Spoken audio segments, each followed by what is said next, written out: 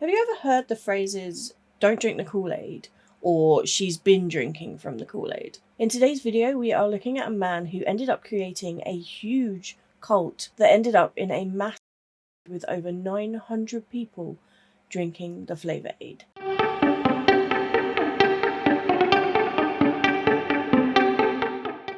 Jim Jones was born on the 13th of May 1931, only child to his parents James and Lynetta, and they lived in Crete in Indiana. James was a World War I veteran who suffered from severe breathing difficulties because he was a victim of a mustard gas attack, and he would occasionally do repair jobs for people in the neighborhood because his military pension wasn't enough to sustain the family. When Jim was just 3 years old, the Great Depression was happening, and his family were evicted from their home for being unable to pay their mortgage payments.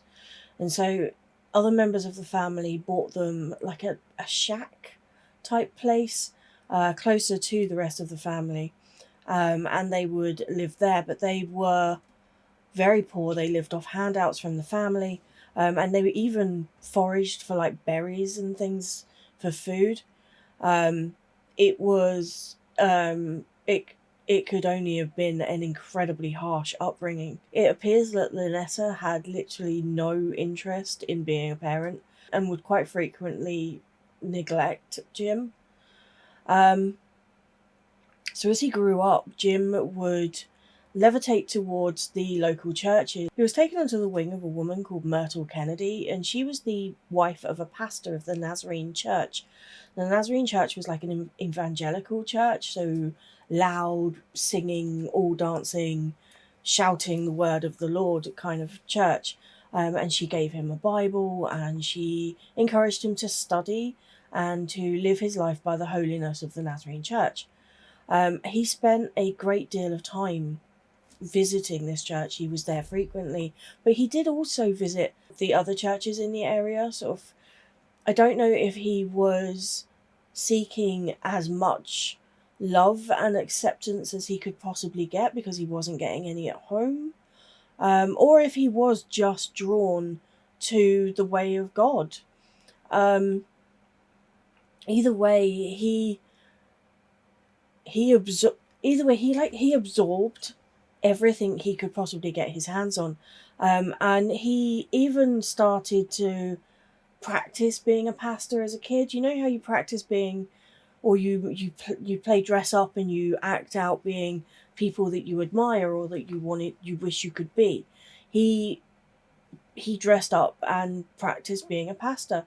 At one point, his mum caught him doing this, and she actually tried to stop him from visiting the churches. And I'm not sure if this is because she wasn't a religious woman, but she found it weird and she found it creepy, so she tried to stop him, but it didn't work. He continued going, and he also became kind of fascinated with funerals and would bring home roadkill, and he would bury it and have a little funeral, and he would invite the local kids around. But even if they didn't come, he would still hold the funeral on his own.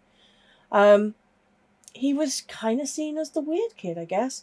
He also he used to tell friends that he had these superhuman abilities as well, and I can only think that maybe this is because of the influence of the evangelical church. But the one story that stands out was he told his friends that he could fly, that he had the ability to fly, and then he jumped from a great height and broke his arm. But even breaking his arm didn't deter him from going to the churches and telling people that he had these abilities. While he was attending these churches, he was also being a child, and he would play pranks at the churches.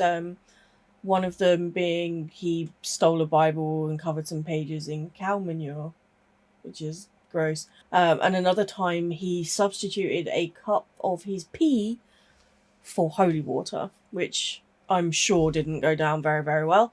So he was still a child, even though he was being hugely influenced by the churches around him.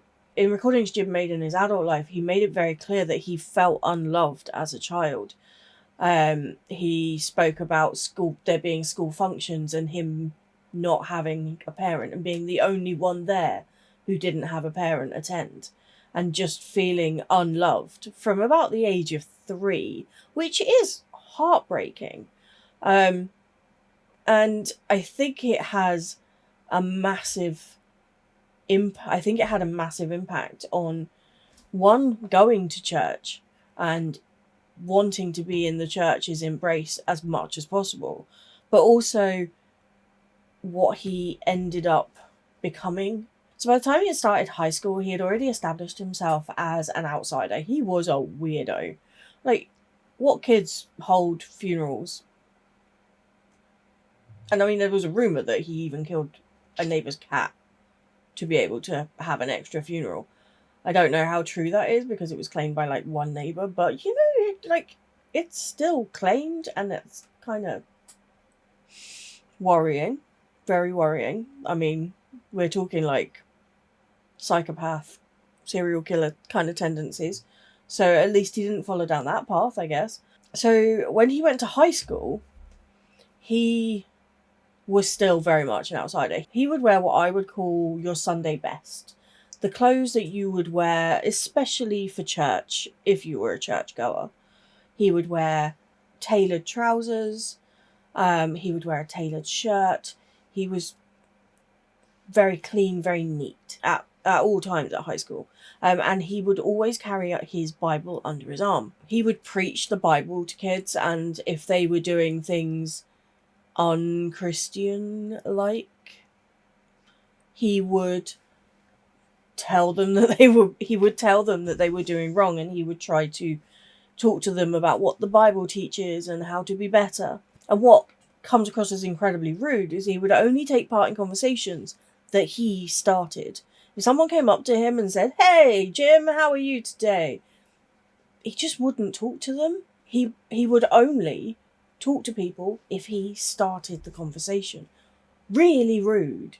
Really, really rude. Really weird. One of the things he didn't do is he didn't take part in sports. He didn't like the competitiveness of them. And so he would instead help the younger kids and sort of like be like a bit like a coach kind of helper, or a coach's helper. One of the baseball games that he was helping out with, he actually saw for the first time African American children being treated unfairly, and he instantly had a very strong aversion to racist behaviour. He made friends with a lot of African American kids, and he tried to take them home. His dad was steadfast against him having African American friends. It just wasn't allowed. His dad was actually a member of the KKK, and eventually this would be the thing that him and Jim would fall out about, and then they would never talk to each other again. But Jim would end up sneaking his friends into the house. But eventually his mum and dad would separate, and that would eventually lead to divorce. So it was just Jim and his mum. Jim's mum was working, so she wasn't around much. But it also meant that Jim had to find work as well to help with supporting the family. They lost all of the funding from the family that they were gaining. I guess it must have been from his dad's side of the family. So they lost that as well. So it literally was just the two of them. So Jim ended up working as an orderly at the local hospital. While he was there, he actually met a girl called Marceline, and they began dating. So Jim went on to graduate high school, and then he went on to college. And he was initially studying to become a doctor. But while he was at college, he heard a speech by Eleanor Roosevelt, who was talking about the plight of African American people. And this moved him greatly. And he decided that he didn't want to be a doctor anymore. He started reading about communism and Marxism, and he found something that he strongly believed in. Unfortunately for Marceline, she was raised in the Methodist Church, and he had a strong aversion to the church that she attended because they still segregated African American people, and he didn't think that this was something that should be done. So he tried to convince Marceline to leave the Methodist Church. He even went as far as trying to convince her to be an atheist, which I found really weird, considering how strongly he followed different Christian beliefs.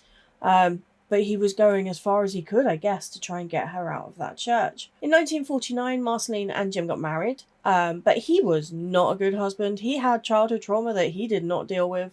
So instead, he would use his paranoia and anxiety to mentally abuse his new wife. He would perform what he would call tests of loyalty. And these are important because he goes on to do this in the cult as well. But he would tell her that a family member or a friend of the family had passed away. And he would sit with her while she grieved, and he would hold her and give her all the sympathy that she needs. And then he'd tell her that he made it up and that he was testing her. How is that a test? Like, it's just mental abuse. Just lay it out. Say what it is. It's just mental abuse. But he would do this to her quite frequently. I mean, it just makes me think he was a fucking psycho, but that's my opinion. In 1952, he started attending Communist Party gatherings. He actually started to get harassed by local government authorities because of this. His mum would get harassed too by, like, the police while she was at work. And this made Jim more determined to get his views heard by more people. So he came up with the amazing idea that the way to get people to hear his communist Marxist views was to infiltrate the church. He decided he wanted to become a junior pastor of the Methodist church that Marceline attended. He had been attending with her, even though he wasn't Methodist at all. And I guess he must have just been sat there taking fucking mental notes of, like, what he would do differently if it was him. And he was actually quite surprised when the Methodist district superintendent actually helped him to become a junior pastor. Even though the guy knew that Jim was a communist, he still helped him. And, like, I guess that's a Christian thing, right? He's trying to, like, bring him into the way of their church. He wasn't there for very long. He was actually dismissed early 1954, so he was there for about a year and a half. And there are different stories as to why he left. One story is that money from the church funds was going missing. And Jim's story is that he left because he was trying to integrate African American people into his congregation and he was banned from doing this. We don't know which story is real. However, though, while he was there, he was still visiting the Pentecostal churches. And he actually went to a Pentecostal latter rain convention where he was told that he was a prophet, and he was brought up to give a sermon, which he must have fucking loved. He was a center of attention. There was a lot of people. He got to talk about everything that he wants to get out there as his mission. After this, he decided to join a Pentecostal church, and he actually managed to convince Marceline to join with him. This church was racially inclusive, and they were rapidly growing as a movement, and so there were more people for him to preach to. So he began preaching at a Pentecostal church, and he even started doing healing revivals. Remember this for later, because I got stories about the healing revivals, but I'm going to tell them a little bit later on. He would perform feats of healing, and his congregation grew. However, the Assemblies of God didn't really like the latter rain movement. They definitely didn't like the healing revivals. And so they ended up replacing the pastor of the church where he was preaching. And the healing revivals were banned. And because of this, Jim went, fuck you, and left and decided to start his own church. And he tried to take the congregation with him, but he only ended up with about 20 people going with him. Jim was a smart guy, though. He knew that he needed to get numbers up. He knew he needed to be seen. And so he became associated with the independent Assemblies of God, who did like the Latter Rain movement, and they did like the healing revivals, and he would join forces with other preachers who were well known, who already had their own congregation and their own following. They would then hold conventions together, and over a very short amount of time, Jim's church grew to have 1,000 members. The church would go through a few different names, but the name that it is known by is People's Temple. And because of Jim, People's Temple went from strength to strength. Now, one of the Latter Rain doctrines that he absolutely adored was the belief that an individual could become a manifestation of God himself. And Jim was fascinated with this idea, and he adopted it so that he could use it to promote his ideals. And also so that he could come across as having supernatural abilities, like he used to talk about when he was a child, that he was trying to promote through his healing revivals. And by the late 1960s, he was teaching that he was Christ the Revolution. He was a manifestation of God. But as I mentioned earlier, while he was convincing people that he was a manifestation of God, he was also doing great work when it came to racial segregation. In 1960, he was appointed the director of the local Human Rights Commission by the mayor of Indianapolis. He was in position for a year.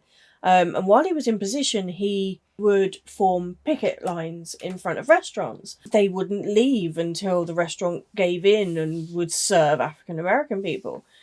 They created a list of restaurants that were African American friendly and handed this out to the whole congregation. And it's a big ass congregation, so like to have like 1,000 people wanting to either be in your restaurant or to avoid your restaurant because of your views, it would sway the way that you reacted, and it would create more racially friendly restaurants. But also in just that year, he went on to integrate churches, a theatre, an amusement park, the police force, the telephone company, and even the local hospital. So he did good.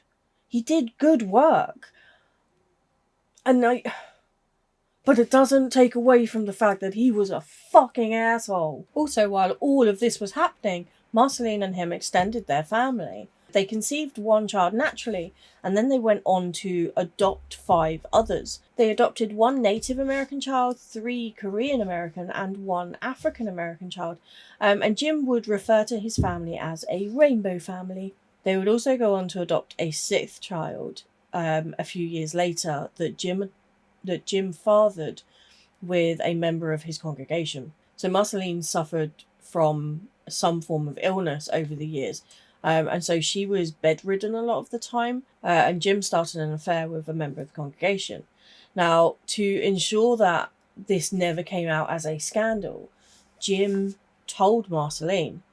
And he said to her that because she was bedridden and sick all the time, she was unable to perform her wifely duties, and therefore he had gone elsewhere just for sex. And she kind of just went, fine, whatever. And so he was then able to go to the congregation and be like, we have an open relationship. Marceline knows I'm in a relationship with this woman as well. Everything's fine. So he was able to continue both of his relationships, and there was no scandal about it. It also meant that as the years progressed, he was able to basically have sex with any member of the congregation that he wanted. And he did, because that's what cult leaders seem to do. It seems to be, I think it's a power trip. Over the years, Jim's paranoia and anxiety grew. And it got to a point in 1961 where he decided to tell the congregation that a nuclear attack was imminent, and that the temple needed to move. And so he began looking at places to move to that would avoid the nuclear destruction. And he initially decided on South America. So he left somebody in charge, and him and his family went to South America, and they started off in Guyana, and then moved down to Brazil. And they were looking for somewhere to move and to set up a commune and bring everybody with them. However, unfortunately, while they were away, the temple numbers started to drop. And so after a couple of years of living in Brazil, Jim and his family had to return to Indianapolis and try to get the congregation back up again. A big part of the church's appeal was obviously Jim and the energy and the magic that he created when he was preaching. And so without him being there, the numbers started to dwindle, the money started to dwindle. But he decided, though, when he came back, that he was going to distract everybody from the failings of the church. And so he just told everybody that the nuclear war was going to start on the 15th of July 1967, and they had until that date to go somewhere else. And instead of South America, he decided that California was where they needed to go. California would be safe from the devastation that was going to happen. He took a large proportion of the church to California with him, and he left a guy called Russell Winberg in charge in Indianapolis just to keep the original church still open there. And to help with money once they'd moved, Jim actually got a teaching job in like an adult teaching facility, and he was teaching history and government. So he was able to talk about communism, talk about socialism, and he actually developed a theology that was influenced by his religious teaching and his communist teachings, and he referred to it as apocalyptic socialism. And while he was teaching, he would plant members of the temple in the classrooms, and then they would help to recruit other people for the temple. So he was earning money and he was recruiting for his church all at the same time. And then over time, he would then teach his apocalyptic socialism to the church. And he taught that traditional Christianity was actually an incorrect view of God, and that people needed to be enlightened by socialism. And he even referred to God as the sky god, and that he was no god at all, and that Jim was the only god that there was.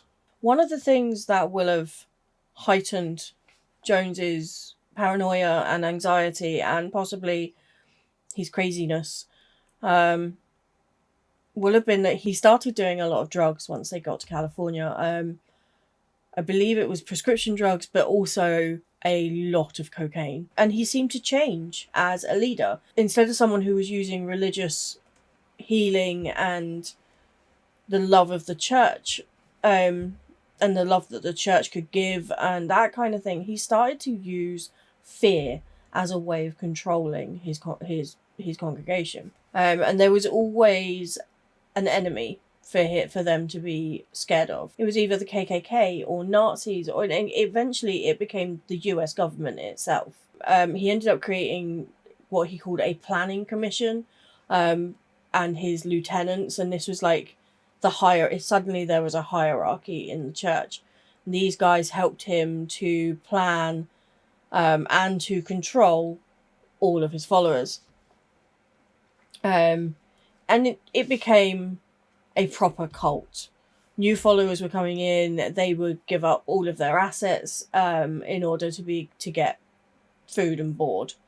If people were still working outside of the temple, they gave all of their money over to the church. People gave up everything for the benefit of the community, or possibly for Jones's drug addiction. And the control that he had over people just extended. He got to the point where he even controlled like their sex lives, and who they could be with, and like when they could have children. And I think he even coerced people into having abortions when it wasn't the right time for them to start a family, and this had happened. He had full fucking control of these people. And it's because of this level of control that he was able to go on and coerce them into their final act. But we're not there yet. Of course, there were people who rebelled against him, but these people were punished.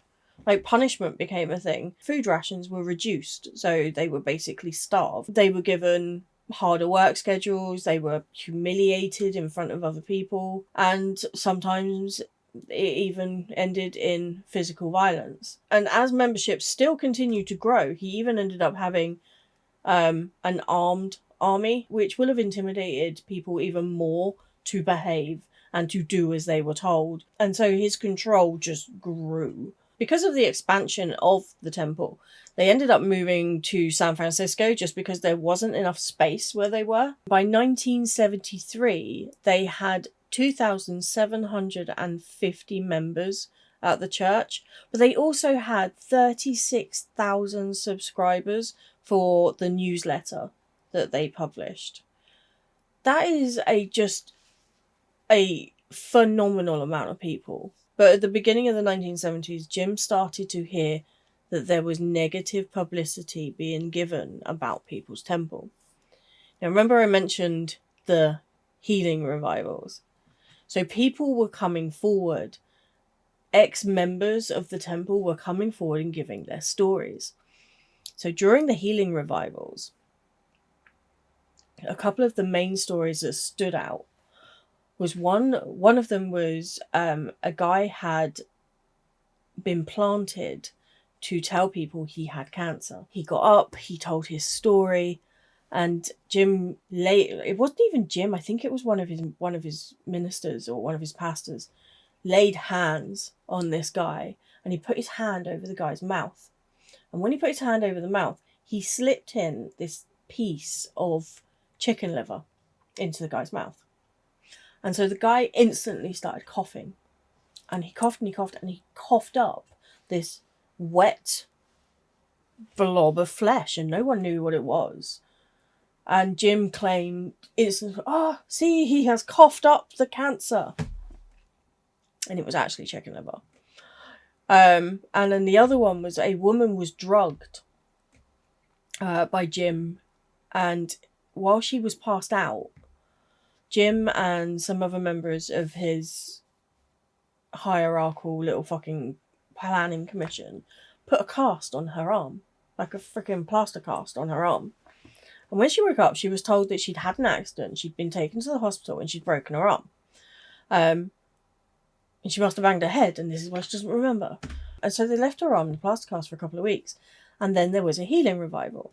And at the healing revival, Jim laid hands on her and then cut the plaster cast off. And she was healed. She doesn't have a broken arm anymore. She didn't have a broken arm in the fucking first place, but she didn't know that. And so these stories were starting to come out. And a man called Ross Case, who was also an ex-follower of the temple, decided to start investigating the church and putting evidence together to then take to the police. And so he discovered these stories. He also discovered women being abused by the church. And then he found evidence that Jones had actually SA'd a male member of the congregation. So he took all of this evidence and he took it to the police, who basically did nothing. So Jim was arrested. And then the charges just went away. Just disappeared. And even the paperwork to do with it all was destroyed, which is really fucking dodgy. So nothing happened. But what it did do was it lit a fire under Jim, and he decided that they needed to get out of California. They needed to move. Again, nuclear destruction's going to come, blah, blah, blah, blah, blah. We need to get out of it. And so, to get away, and like, I think he told everybody that the government was after them and blah, blah, blah, blah. So him and a few other members of the commission went to South America again. They found a place in Guyana, and he basically picked up the church and took them all to Guyana, and they all followed. So by December of 1974, they were all in Guyana and they'd set up a new commune, and this commune would go on to be known as Jonestown. However, Jim's paranoia was just soaring. Whether this was more drugs or because of the negativity that he'd recently seen or the fact that he'd been arrested, or just a combination of all of it, his paranoia went through the roof. And so he had his armed guard. He made everybody terrified of leaving.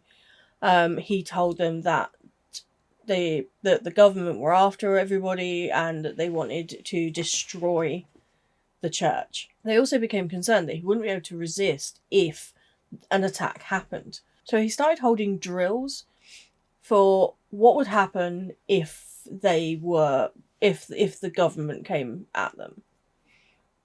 And these were called White Knights. And he would literally get over the loudspeaker and shout, alert, alert, alert, and get the whole community to come together. And they had like a central pavilion kind of area, and so the whole community would gather there, and then they would be surrounded by their armed guards. Now, while the drill was happening, nobody was allowed to leave the pavilion. The community were just held there.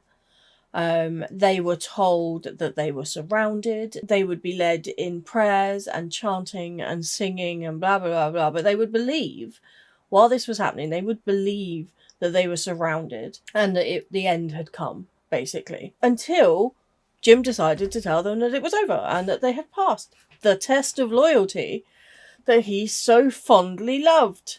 And like, one of these, it lasted up to like, I think it was 6 days. 6 days they were just sat in the pavilion. That wasn't even the worst of it. Over time, they had visits from like the IRS and the embassy, and the US embassy who just wanted to like make sure that everything was above board.